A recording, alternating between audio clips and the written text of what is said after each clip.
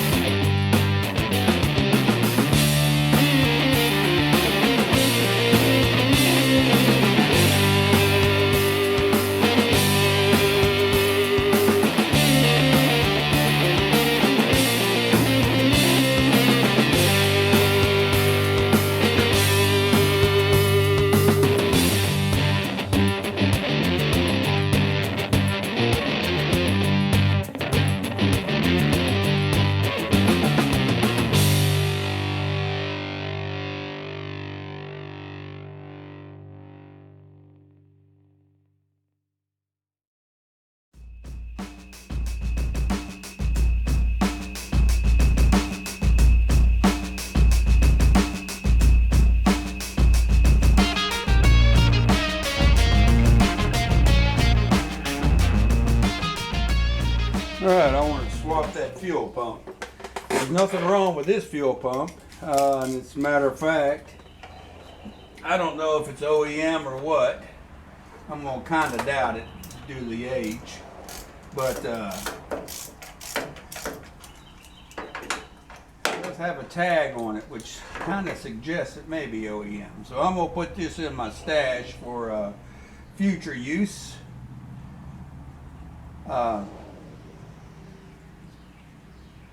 Fuel pump that I put on the 216 is an aftermarket, but it's worked fine for 5 years or so, and it's got the glass bowl up top that is also has a additional filter screen. So I want to utilize it because anytime you can see any fuel flow, if you're having, especially if you're troubleshooting, you can tell if you're getting fuel from your fuel tank to the fuel pump. So anytime that you can see visual evidence, that is a good thing. All right, you should just pop right on off of there. There we go. Sometimes you got to do a little tap. Now that arm there, that's not too bad. But it may give you a little bit of a problem when you go to put the fuel pump back in. You got to hold it up and start your bolts. So anyway, I'm going to put that in my stash. And let's go take it off the 216.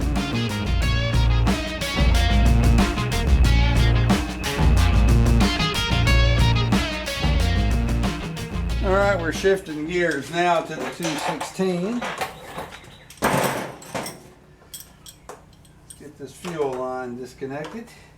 I may reuse this fuel line too, I don't know.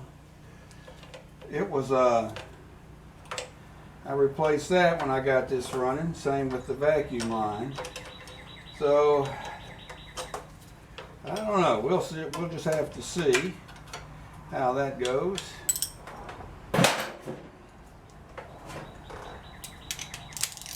I'll show you some differences too. That fuel pump that I took off the 235, although that was a truck engine, that I'm now convinced that's not, of course that's not the original from 54. The fuel pumps don't last that long, but it's for a car, and I'll show you the reason why as soon as I get this off, and I'll put them side by side.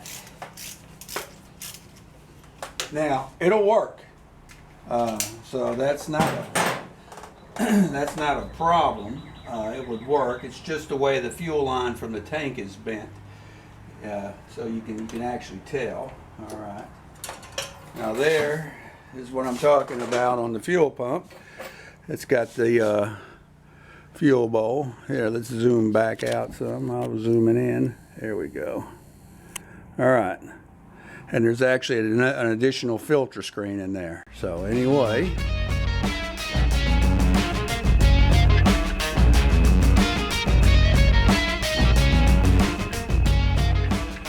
All right, I want to do a brief summary on the difference between a fuel pump for a stove-bolt engine car and a stove-bolt engine truck. All right, that's hard to say, stove-bolt. Anyway, this is for the truck.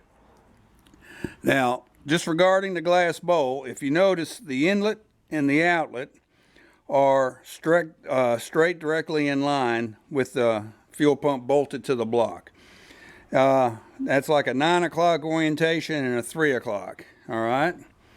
Now on a car, and I guess some later model trucks, but not a 49 in this case, you can see the orientation of the inlet to the outlet is more like a 2 o'clock to 8 o'clock. Okay. You see where it actually, the inlet bends more towards the frame to pick up the fuel pump.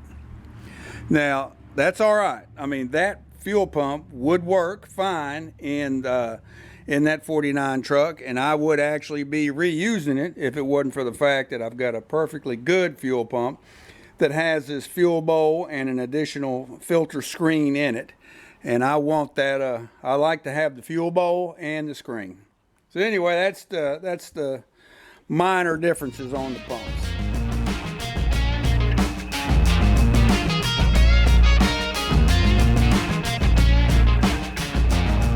All right, the pump is mounted. Now I'm going to quickly get this fuel line swapped over before it leaks too much fuel.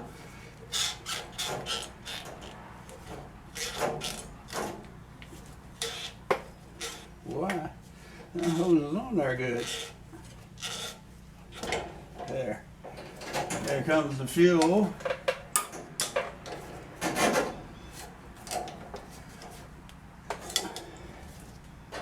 And we got bent just a hair while we were lining them up. Now you gotta be real careful with these fittings. They'll strip easily because they're brass. So you got to get them started good by hand.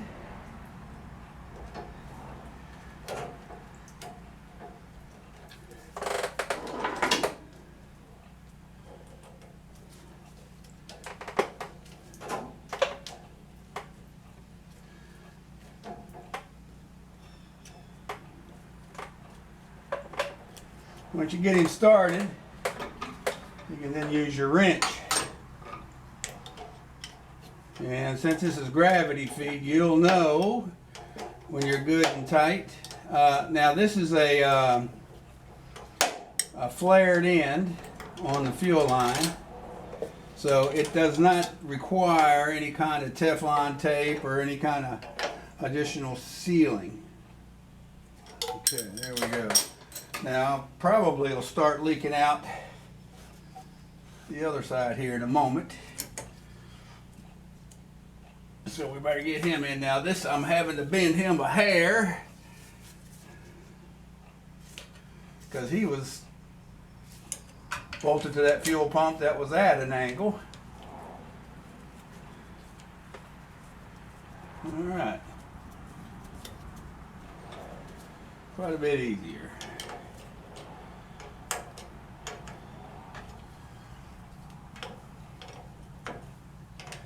Let me tell you, this is a whole lot easier without the clip on, as you can see. All right, there went my wrenches. All right, we'll just keep an eye on this. I'll clean up the puddle beneath it to make sure I don't see any puddling, and I'll know that we're good. All right.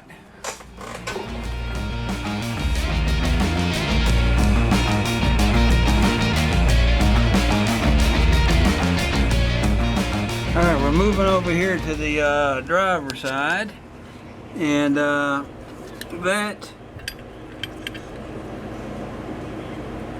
bell crank, that pivot point for the throttle, may not work right. So what I've done is I've taken the 2/16 bell crank off, and I'm going to try him on there. I've got the stock up linkage to the carburetor, then I got one I made up, modified. I can actually make that one on there work, but I've got to do some engineering with the return spring. So I'm going to attempt to try this 2/16 bell crank on there, and we'll see. Due to the location where it's at and everything being in the way, I can't really record it, so I'll show you when I get it.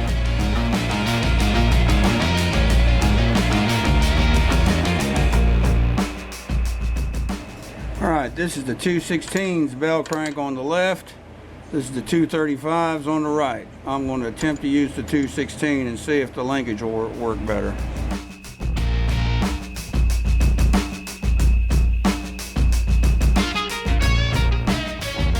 Alright, I ended up, the 2/16 bell crank would not work.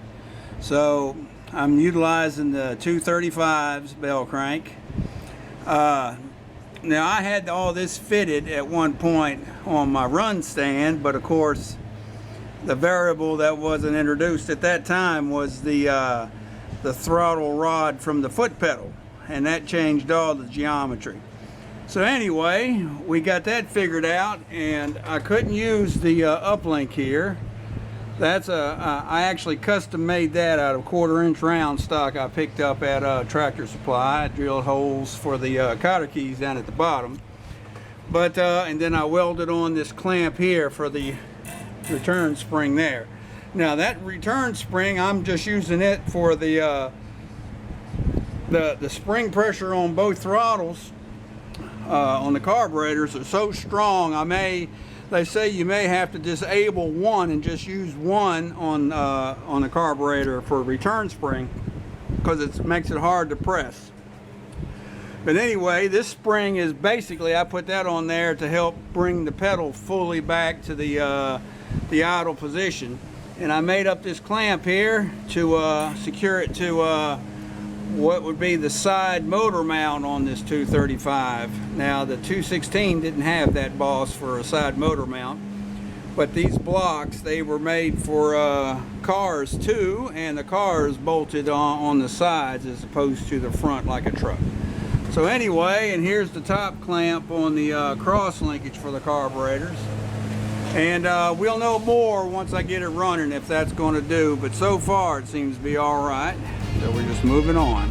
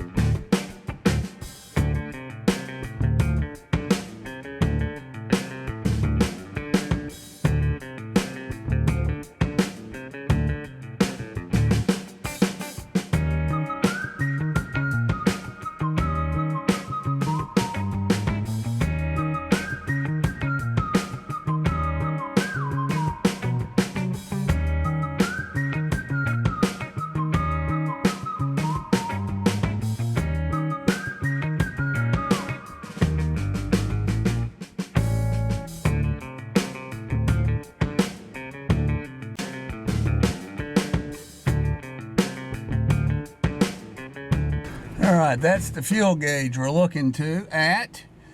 And I don't know if you can see my meter lead connected to one of the terminals of the fuel gauge, but that is the sender. I'm needing to put the resistor on the power lead, which is that other one. Due to this being the most uncomfortable position I've been in on this truck, and I barely have room to work, I'll show the aftermath of putting that resistor in.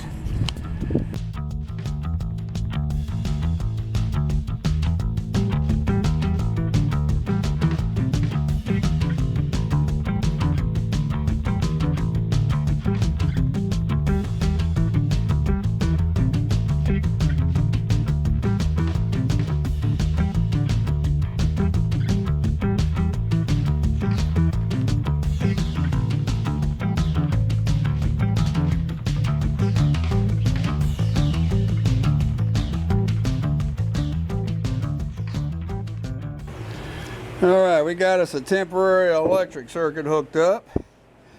I'm just running jumper cables here. I got there's your positive lead and there's your frame ground there. So we're going to do some testing out of the electrical. Let's go over here. Now let's look at the turn the switch. Well, let's see. I probably need some light up here somewheres.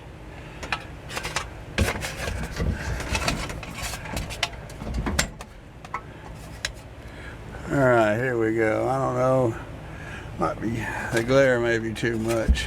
Let's do it this way. All right, here we go.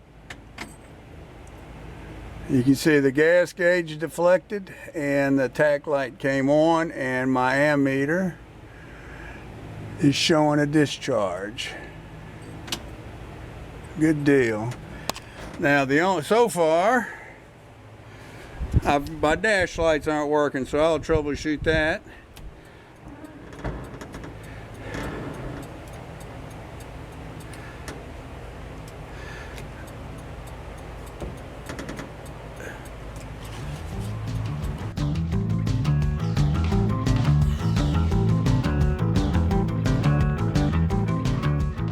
Alright, now let's try the turn signals. I had a bad ground. Alright, we got that working. Come back to the back. Right side.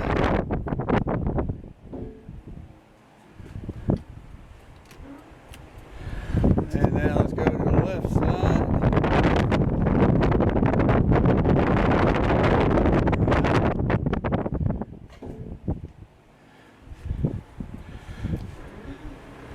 One thing that kind of bothers me is with that sender watch, I'll turn the signal on, turn it off, it cycles a couple more times, but that's all right, I guess. Turn the lights on. I do not have dash lights, and I'll troubleshoot that.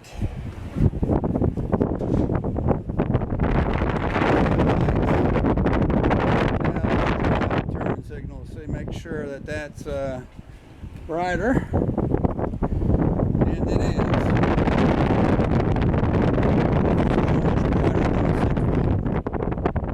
Alright. Go back.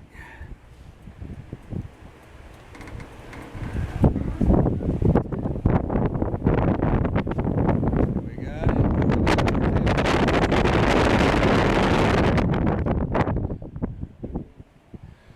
But again, it's really strange in that it just continues. A couple more clicks before it turns off. There you go. All right, but I don't have dash lights, and I have replaced the bulbs with 12-volt bulbs. I hope it's not my switch. I'll get up there with some contact cleaner and we'll see. All right, but anyway, working on the electric. Oh, sorry about that.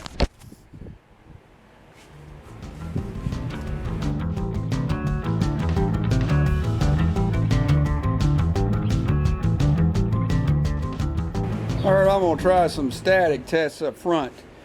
I'm gonna let's try the low beam. Pull it out, and There's 12.94 volts. That's the center wire that goes to the left side. And if we take it over to this one, there we go. So that's the right side. All right, center. Now what I'm going to do,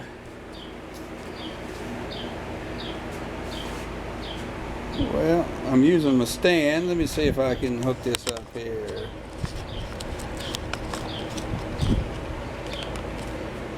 And see that meter.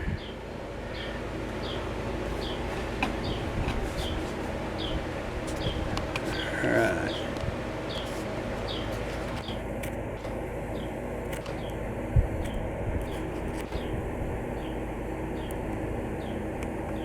There we go. All right, I'm going to hit the high-low foot switch, and that voltage should drop.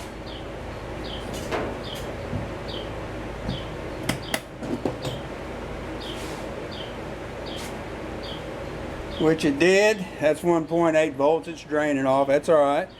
And we're switching over to the other lead. Now that's the high beam, which is probably this one here. There we go. There's the high beam on the right side. And this is the high beam on the left side. Yeah, we're watching the meter. So anyway, put it back on low beam, that voltage should drop. Alright. Which it does. And we're now back to there. Alright. Low beam. Now, this isn't reading right for some reason. And that's my parking light. I haven't figured that out quite yet, so I'll work on that. Maybe it needs a load for some odd reason. Or it could be the fuse on that switch is blown. I don't know. So we'll see. Now what I'm going to do is test the turn signals. I'm not sure which one this one is. So let's see.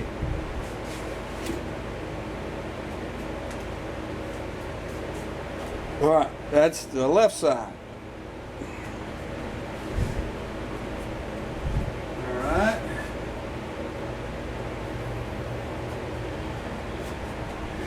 So now we're going to connect to the right side. All right. And there we go. It's flashing so fast the meter's not catching it. I guess if it was an analog meter, it would probably show the deflection better. But that's telling me it's getting what it needs. So there we go. So static tests are good so far. My high-low beam works.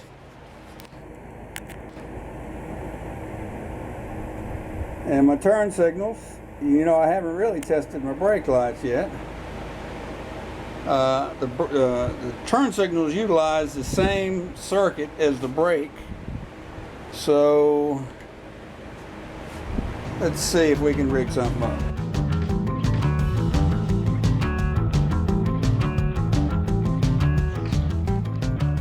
Alright, I've got a stick jammed in against the brake pedal down there. And let's see what we got. And let's see. We should. And there we go. Even with the brakes on, it turns the other one off.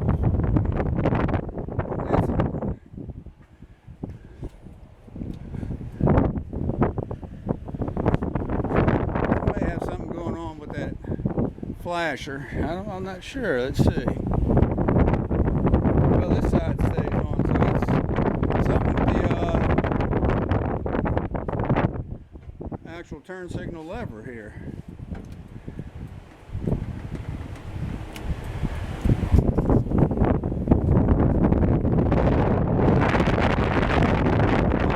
Shoot that too. All right, good deal.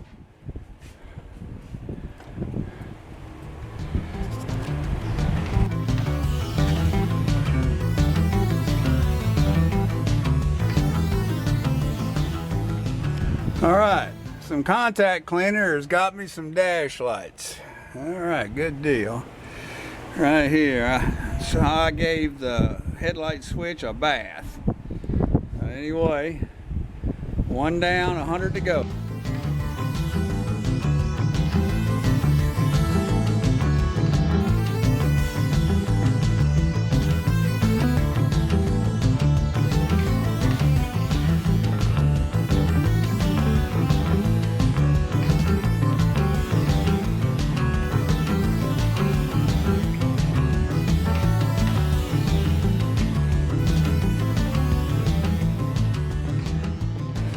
Alright, I believe I got the heater situated. Now I'll be swapping this out sometime in the future to a fresh air heater that I picked up. I just need to either fix the core in it, the heater core, or replace it. Then I'll be putting it in. The motor in that fresh air is, I'm not sure if it's a 6 or 12 volt. So, but this Arvin is the original 6 volt recirc heater that came in the truck. It was put in the truck after during the first winter that Glee, the original owner, owned this truck, put it in. I guess he determined that the optional heater was in fact needed, so he put it, him and his son, Doyle, installed it, and it had a rheostat type switch. Now I spent a lot of time wiring in that resistor, and I couldn't get the heater to even attempt to work. So I took the heater out, the resistor out, and I went with this new 12, what I think is a 12 volt switch. And lo and behold, we've got us some fan now. Now that's full blast. If you look down here at the meter, it's about 8 volts. And we go to medium speed, it drops down to about 4.2 volts, and then we drop down to the lowest speed, it's around 3 volts. So I think that switch will be all right, and we're wired the way we're wired. The only time that I think there would be a question is in the high, which is way too high that I would normally run it anyway. Back when it had the rheostat type heater control, electric motor control, I had it at the very lowest setting, because after this thing heats up, it will run you out of the cab. So anyway, we pretty much, other than having the clip bolted up, got the electrics back and situated. I guess I've put it off as long as I can. I guess I'll just have to start going underneath this thing and messing with the exhaust.